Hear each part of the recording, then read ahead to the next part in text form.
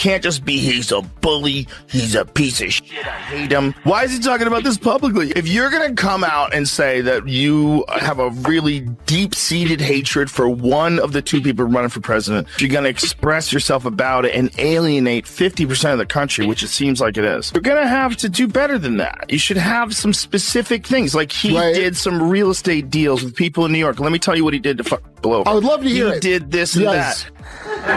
Robert De Niro's 29-year-old child, Aaron, has come out as transgender.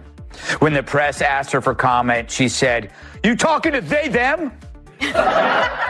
Greg Gutfeld and Joe Rogan just roasted Robert De Niro, and they did not hold back at all. Call it acting if you want, but if you've ever wondered what happens when two loud guys with a mic crash head-on into a huge Hollywood ego, this is it. Greg Gutfeld and Joe Rogan turned Robert De Niro's serious act into a full-blown comedy show, and it was hotter than his morning coffee. Hit play now before this clip disappears. Because watching a Hollywood star get taken down a notch, live on camera, that is something else entirely. Nothing I like more on a Sunday than some old guy spewing F-bombs. This guy should not be president, period. And when you say that, folks on Fox come after you. I remember the Tonys when he got up there and cursed. A lot of criticism of you. Okay, well, you know, this is cable, so it's not an FCC violation, but it is still a Sunday morning. That was Bobby De Niro promoting his new movie, Grumpy Old Man 7, More Strained Pee. Before we go further, hit that like button, subscribe. You don't want to miss this one. Now, there was a time when Robert De Niro was raw, real cinema. He felt like a dark alley in New York City. Intense, quiet, impossible to look away from. One look at him on screen and you could almost hear that famous line, "You talking to me?" Now, he is basically the top star of Hollywood's meltdown club. From feared mob boss to walking headline mess, something has clearly changed. And without even trying hard, Joe Rogan and Greg Gutfeld turned him into this year's joke. When two guys with totally different styles suddenly team up against you, that's when you know things got real. For anyone still confused about what just happened, picture WrestleMania energy. Loud, dramatic, impossible to ignore. De Niro, how stupid is he without a script? Isn't that amazing? I used to think, wow, that guy's brilliant. But once you take the words away from him, he is so stupid. Then when he goes, impeachment will make America great again, and everybody's, how intellectually deprived he is. He's a coke-addled simpleton, without a script. It is hysterical. Does he have a big coke problem? I just read that article that you sent me about the last nights of John Belushi and how De Niro was there and just basically partied with him and then split. And it's just like, that's now I just think of him as a really stupid. When he gets fired up, Robert acts like he was chosen to be the voice of political wisdom and public values. But lately, the only thing he has truly mastered is yelling into a mic like it's a sport. This is the same man who once owned a whole room with nothing but silence and one cold stare. He didn't need volume. He didn't need gnome. He didn't need notes. Just shows up now to rant at whoever is in charge that week. It looks like he needs 3 coffee shots and a full script just to get through it. Robert De Niro. Yeah. Now, Kurt's convinced that Robert De Niro's on some kind of Epstein list or some kind of thing like that, and then he's afraid that if Trump does get power, he's going to expose him, and he is actually going to come at him. Of course Kurt thinks that. That's what Kurt thinks that. Kurt thinks that about every fucking thing that happens in the world. I think Robert De Niro's just got Trump derangement syndrome. I think he's old, too. There's a thing about old men. And they want to yell at everybody. And he's completely... Did you see when he went and gave that speech outside of the trial? That was bizarre. Who told him that was a good idea? And then he starts yelling at regular people. At this point, Robert De Niro feels like that one uncle at Thanksgiving who won't leave the table and won't stop talking politics. Except this uncle also has nonstop access to late-night TV. He is basically your grandpa's Facebook page, just with a shelf full of Oscars. You'd think after winning an Academy Award, a man might calm down a little. Not De Niro. Instead of slowing down, he pushed harder. Now it feels like he's yelling into empty space, waiting for claps just to prove he's still standing in the spotlight. Robert De Niro, there's something about being a star where you think your opinion's more important than anybody else's, and you can go give a press conference, and he obviously has been very vocal from 2016 that he hates Trump for whatever reason. Maybe they have some personal thing. Yeah. You think Trump ever threw a punch himself or took one? This guy who ran and hid in the White House bunker when there were protesters outside? No way. Now he's like holding press conferences. Now everyone's heckling him everywhere he goes. That's so bad. Like instead of just being this cranky old liberal, now you're this guy that is yelling at other people that are Trump supporters, and they're yelling at you. Yeah. Like you've opened yourself up to this nonsense. Like, why? Trying to be gentlemen in this world. The Democrats, you are gangsters.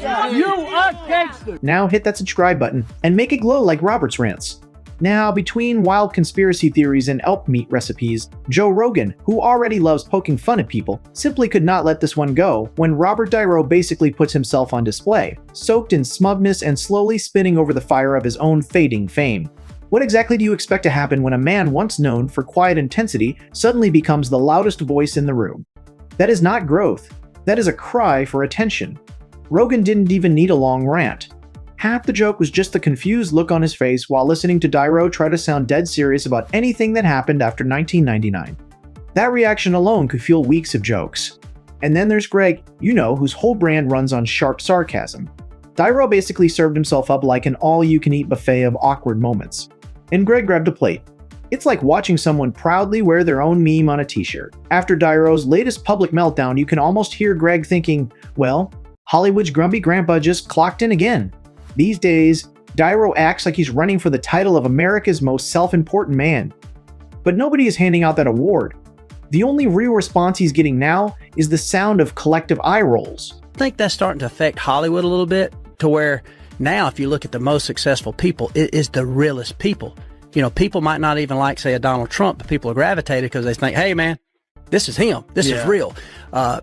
I think the best thing for people in Hollywood that are entrenched in that world is to shut the fuck up. Because as soon as they start talking, people as soon as Robert De Niro starts talking, I'm like, Jesus, get that fucking microphone away from him so I can enjoy Taxi Driver. Yeah, it's heartbreaking. Yeah, it's heartbreaking. Yeah, I don't want to hear. I love De Niro. I love those mob movies. It's like, I don't want to hear him that he's a moron. I don't want to hear him talking about politics and about Trump supporters, and just shut the fuck up, man. Yeah. Like, you didn't think this through. Like, this is, and he's getting yelled at. He's doing an outside press conference. Like, Robert, you're 80 years old. Don't. Now, let's get to the real punchline. Niro's deep dive into politics, because apparently what the world was missing was another millionaire lecturing about tyranny while standing in front of a velvet curtain.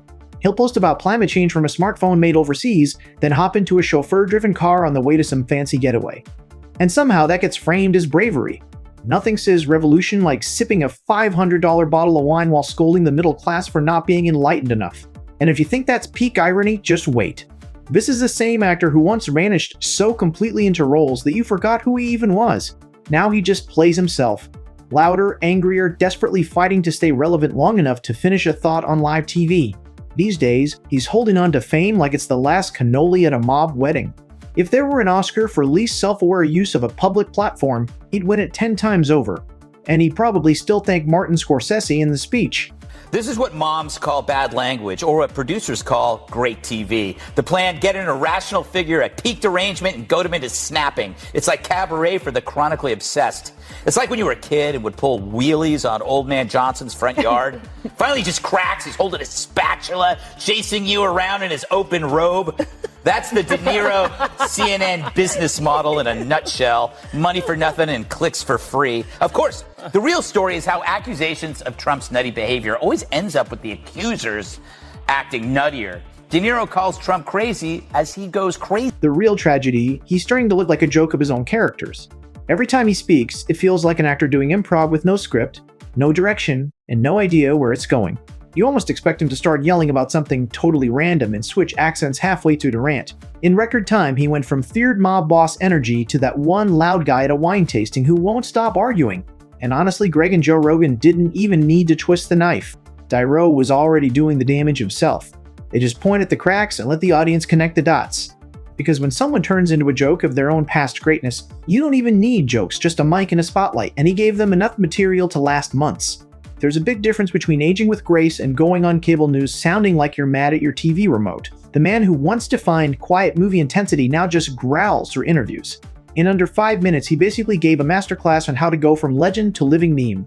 One day, it's powerful performances. The next, it's like he looked in the mirror and thought, let's be the over-the-top villain in a cheesy made-for-TV version of Taxi Driver. This is just being a real person talking shit. Yeah. The professional shit talkers. Yeah. You know, having fun, being silly, talking shit about things. And actors are not that. They're weird people, man. And the one thing that's harming them in Hollywood is that they get exposed for being who they really are. And a lot of these people that pretend to be all, you know, clean cut and you find out they're into freaky shit. And, you know, it's like. And it's easier to expose stuff now. Please subscribe as things are about to escalate big. Now, Dairo's recent work hasn't felt like a bold new chapter. It's felt more like a slow slideshow of past glory. And the acting, if we're still calling it that, sometimes feels low energy, like a machine that isn't fully plugged in. The face is familiar, but the spark just isn't the same. The subtlety that once made every pause feel powerful, harder to find now. These days, his emotional range can feel flat, almost routine. You watch a scene and think, was that supposed to hit harder? Same mumble, same squint. A style that worked decades ago, but doesn't always land the same way today. He's starting to feel like that old cereal box buried in the back of the pantry. You recognize the name right away, but you're not exactly rushing to open it. It's hard to ignore the feeling that sometimes he's cast more for the legacy than the performance. The name still rings a bell even if fewer people are tuning in. So, the studio slaps his name front and center on the poster, calls it a return to form, and hopes fans feel the nostalgia. Whether that old magic is still there, that's the real question.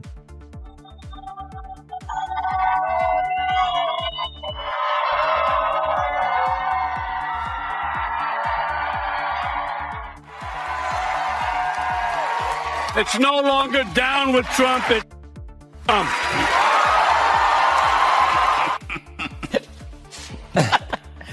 It kills me. Talk about persuasive. Really, I was on the fence about Trump, but then I decided to really listen to one of the great generational leaders of American pop culture. And the clenched fists at the end, that really drove it home.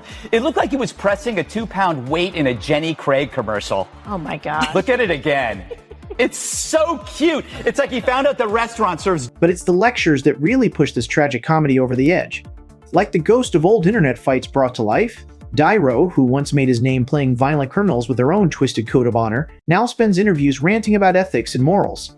It's like watching a famously hot-tempered cook hand out anger management tips while he tries to be society's moral compass. You're never quite sure whether to check your carbon monoxide detector, laugh, or cry. And here's the ultimate irony. Robert Niro lecturing the world about manners, the same man who spent 30 years playing mob bosses, hitmen, and loose cannon criminals, is now preaching ethics to everyone else. It's like a drug cook criticizing someone's accounting skills. Sure, the math may have been sloppy, but at least it wasn't felony sloppy. The nerve is almost impressive. Almost. And when old people are tired and cranky, they just want everyone to listen to them, and they don't have time to have a calm conversation, and you state out your opinion, I'll state my opinion, let's see where we have common ground. Get off my lawn! And that's what he's doing. That's what he's doing. He's being this old grumpy man that is so lost that he thinks it's a good idea to stand in front of a bunch of people on the street and give a speech on camera about how bad Donald Trump is. With all the shit that's going in the world. That I know. All the craziness of the world. Right now, the guy you're voting for. It all came together at exactly the right moment. The harder Niro tries to play it straight in a joke setting, the more silly the whole thing becomes. Greg didn't even need a complicated plan. He just held up a mirror, letting the audience watch Niro mid-rant, veins popping, looking like he's trying out for a pressure cooker role. Niro looks ready to blow up over something as small as a breakfast order. Meanwhile, Rogan handles the meltdown with the calm of a parent watching a toddler throw a fit in a coffee shop. The matchup isn't even close. Rogan just raises an eyebrow. "You good, Grandpa?" While Niro erupts with righteous fury. It's like watching an angry squirrel screech at a bear. Totally entertaining. Not remotely scary. Just a whole lot of noise and over-the-top bravado. Resistance had run out of script. It was just another role without dialogue, so he had to improvise. But I handed to CNN. It got me to watch, and by having it on the 5, it quadrupled their audience. Congrats to Stelter and CNN for that 1 minute. You had a hit. So, Dana, shall I quote Scott Adams? Oh, yeah, I was thirsty. Okay. Drink. He claims that because we've entered a new phase where not liking Trump is just a lifestyle. So you're a lifestyle resistor because when you don't even have to have a reason. Yeah. So when he kept saying why, he's just going F him. Niro keeps marching himself further into irrelevance. fists clenched, brows furrowed, wearing that I remember when actors had class glare like a badge, all while proving in real time that he's no longer in that league. He acts like he's delivering a Shakespearean speech from a mountaintop, but what we're actually watching is a grumpy New Yorker in sweatpants performing King Lear at a third-rate community theater. The funniest part, he genuinely thinks he's still shaking up the world, but there's no opponent, just a camera. Meanwhile, Rogan and Greg sit ringside sipping their drinks and laughing as Niro shadow boxes with ghosts. Right now, he's arguing with absolutely nothing in particular, ranting, flailing, declaring war on whatever headline his assistant just pulled up on a tablet. It's like showing up to a protest where the organizer forgot what everyone was even supposed to be protesting. Fuck you, you're a gangster. Go fuck you. Like, It's crazy that that's the guy from What? Taxi Driver. yeah. You know what? Also, I think those guys have no friends. I think the only friends they have are Hollywood phonies. And so you're in this weird world where everybody you talk to is a phony, and you become a phony, and everyone's a phony, and your grasp on reality is very slippery. And your eye. Well, every time Niro thinks he's dropped a bombshell, all he actually does is shrink himself down and put his ego on full display. When Rogan mutters, "Wait, what's he even mad about now?" it becomes crystal clear that Niro's best performance these days is the one he never meant to give. He's like that guy at karaoke night who closes his eyes, throws his hands in the air, and truly believes he's bringing a house down while everyone else quietly orders another round and avoids eye contact. At this point, Greg doesn't even need writers. Niro makes comedy on demand. Every outburst, every rant, pure comedy gold. If Shakespeare had a Bronx accent and sometimes paused mid-speech to sip a $500 bottle of wine while ranting about government corruption, it might look a lot like this. The saying goes, you either die a hero or you live long enough to become a meme. Niro handed us the meme and instantly became Hollywood's warning sign. Even Rogan, a guy who spends his free time studying UFOs and elk meat, comes across as more grounded by comparison. While Niro tries to save the world one lecture at a time, conspiracy podcasts suddenly start to feel like the reasonable option. And here's the ultimate irony. He genuinely believes he's making an impact, that he's shouting truth to power from some moral mountaintop. But the clouds aren't listening. Yelling from a penthouse built on privilege doesn't make you heroic. It makes you funny.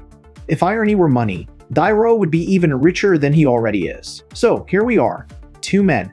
Greg with his sly grin and Rogan with his deadpan calm easily taking apart a legend in his own mind. Together, they turned a hero into a living warning of what happens when fame fades and volume replaces wisdom. He didn't just lose the plot.